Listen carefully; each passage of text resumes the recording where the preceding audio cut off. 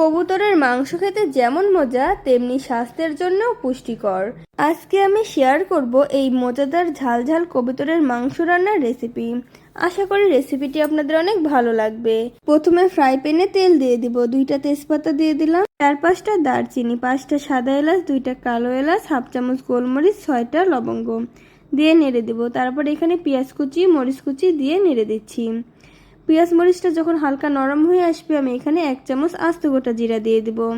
তারপর আমি এখানে 2 চামচের মতো আদা রসুন জিরা পেস্ট দিয়ে দিলাম, দিয়ে নেড়ে দিচ্ছি। একটু মশলাটা তেলে ভেজে নেব।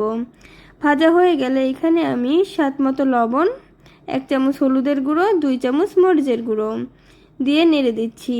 দিয়ে এখন আমি এখানে সামান্য পরিমাণের পানি দিয়ে দিব মশলাটা কষানোর জন্য। তারপর আমি ঢাকনা দিয়ে ঢেকে দিব। এভাবেই আমি কিছুক্ষণ মশলাটা কষিয়ে নিব। মশলার গায়ে যখন তেল তেল ভাব উঠে আসবে তখন 1 চামচ ধনিয়ার গুঁড়া দিয়ে দিব। দিয়ে আমি আবারও মশলাটা নেড়ে দিব।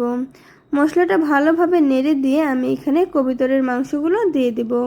কবুতরের মাংসগুলো দিয়ে আমি মশলার সাথে ভালোভাবে মিশিয়ে নিব।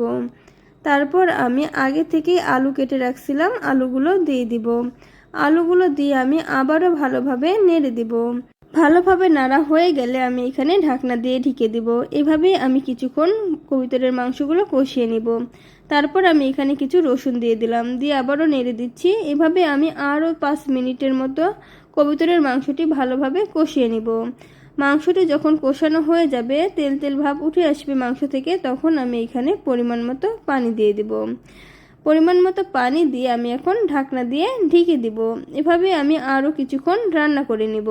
কবুতরের মাংসে রয়েছে প্রচুর প্রোটিন ও ভিটামিন, শরীরে রক্ত বৃদ্ধি করে এবং এটি উচ্চ রক্তচাপ ও ব্লাড সুগার নিয়ন্ত্রণ রাখে।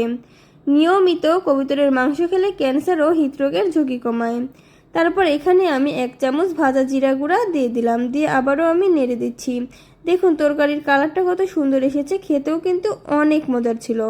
এই তো আমার রান্না হয়ে গেছে, এখন আমি একটি বাটিতে পরিবেশন করে নিব। আজকের এই রেসিপিটি আপনাদের কাছে কেমন লাগলো অবশ্যই কমেন্ট করে জানাবেন। ভালো লাগলে একটা লাইক দিবেন, কারণ আপনাদের একটা লাইক এবং একটা কমেন্টে আমাকে অনেক বেশি উৎসাহিত করে। আজকে এই পর্যন্তই, ভালো থাকবেন।